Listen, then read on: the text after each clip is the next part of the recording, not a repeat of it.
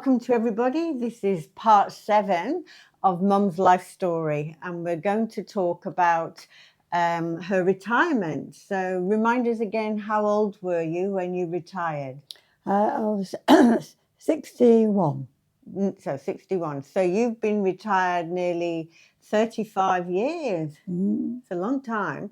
So what have you been doing in that time? So when you first retired, Dad was still working. Yes, he was, yeah. Yeah, and what was he doing? Well, he was, excuse me, he was driving his lorry into everywhere.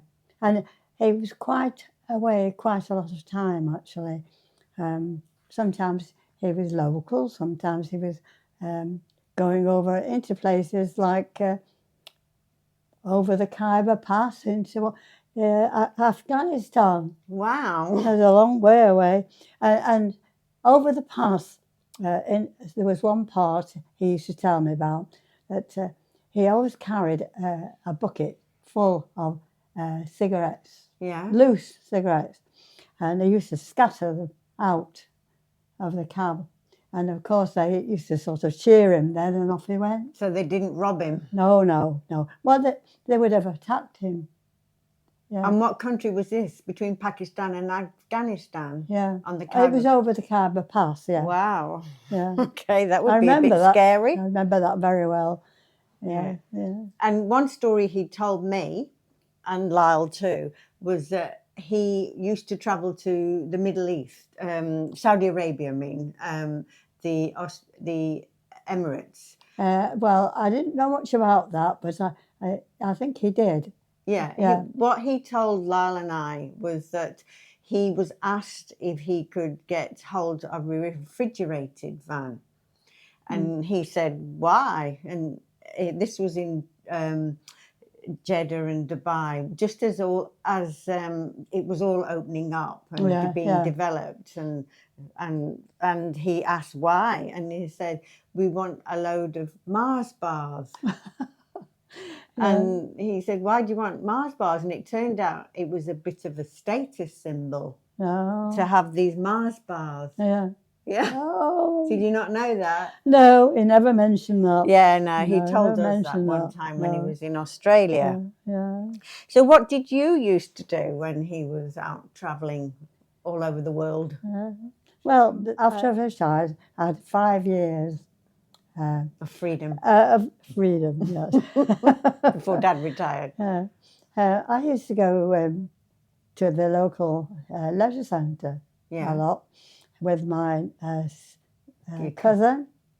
And we used to go, we played badminton, we did keep fit, swimming, and I joined a local walking club. So we went lots of parts of Cheshire that I hadn't seen before. It was very pleasant. Yes, very pleasant. Yeah. And I also did folk dancing. So you were busy. Morris and sword dancing, it was. Yeah. And then when Dad retired, he wasn't quite ready to retire, was he? Because he wanted to involve you in a little business plan. I did, yes. And we had one of the, he'd got this lorry, but he'd finished with that, he kept one of the vans. Yeah. And we made it into a work van. And we had our logo was Cheshire International Express Carriers, which was a Cheshire cat on a badge. And we did quite a lot of little trips. But there was one over the Pennines, actually, into still Lancashire.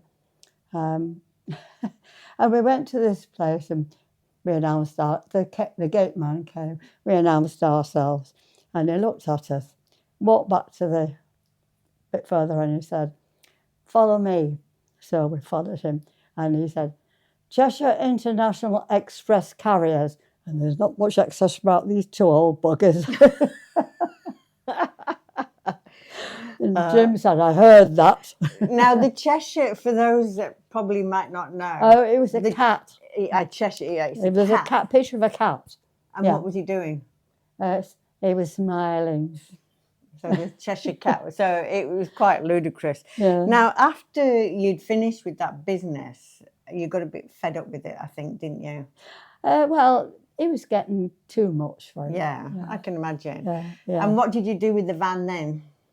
Well, we made it into a camper van, really. Yeah. And we used to go cycling. We didn't use the van much cycling at first because we used to go just out with the club. When he retired, we used to go cycling. That was it. And everything else racing? Stopped. We just went cycling. You did racing too, didn't you? Oh yes. We always did racing. Yeah. He was riding in a solo race, and he finished the course and just lay in the grass, and which was a warning. So it was angina. So in '74, he had his first.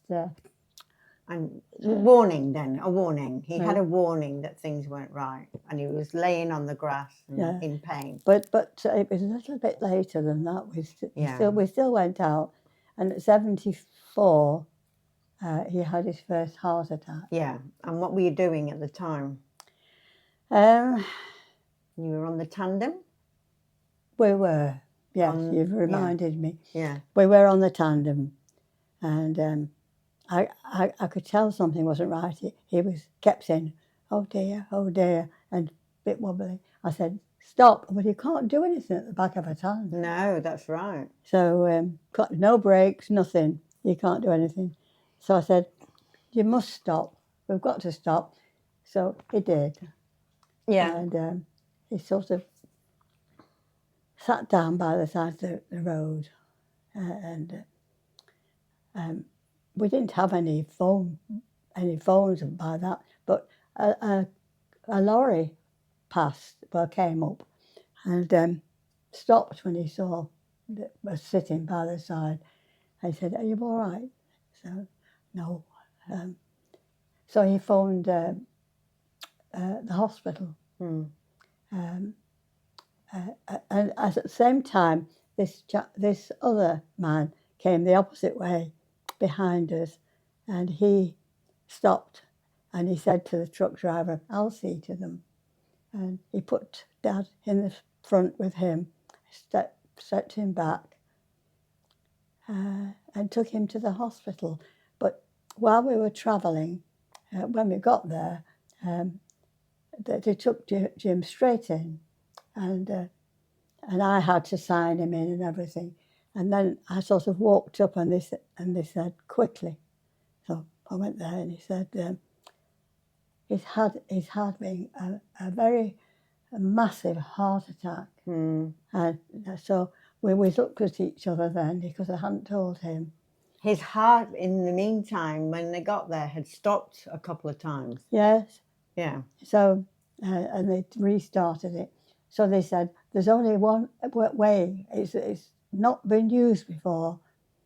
So we looked at each other and said, you've got to say now. So we said, yes. What was it? Do you know? Yes, we found out later it was snake venom. And they still use that to this day for dissipating a clot immediately. Yeah. It's on the crash trolley on all hospitals now. Is it? Yeah. It's called now. Then it was called streptokinase, and now it's called tenectencase, which is exactly the same as. So Dad was a guinea pig for it. Yeah, and it saved his life. Yeah, it did save his life. Yeah. But then he didn't really have good health after that, did he? No, we still went out on the bike though. But anyway, it was the same year. I think it was. One was early in the year, and the second one was in the end. So it'd still be 74, I think, not quite 75. Yeah, he had a second heart attack, didn't he? But then he went on and developed cancer, didn't he? It wasn't quite so soon as that, though. I think he had 5 years. Yeah. I remember him saying he had 5 years and then he developed cancer of the tonsils. In his tonsils, yeah. And with the radiotherapy, he lost his saliva glands. Oh, yeah, that was awful. Yeah. Mm. And then he developed lung cancer after that, and he'd never smoked in his life, had he? Never. And what did they think might have caused it? Just his working, probably, because all of his workmates smoked. And when they stayed away, if it was in England, they used to go into a transport cafe, and they which had digs. And there would be 8 men sleeping in a long room, and 7 of them were smoking. Yeah. Even in the night. Yeah. So it was definitely that.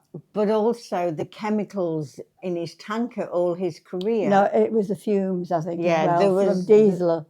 There was no protective gear, was there? No. No. None at all. Yeah. Yeah. No. But also, you had a long marriage, didn't you?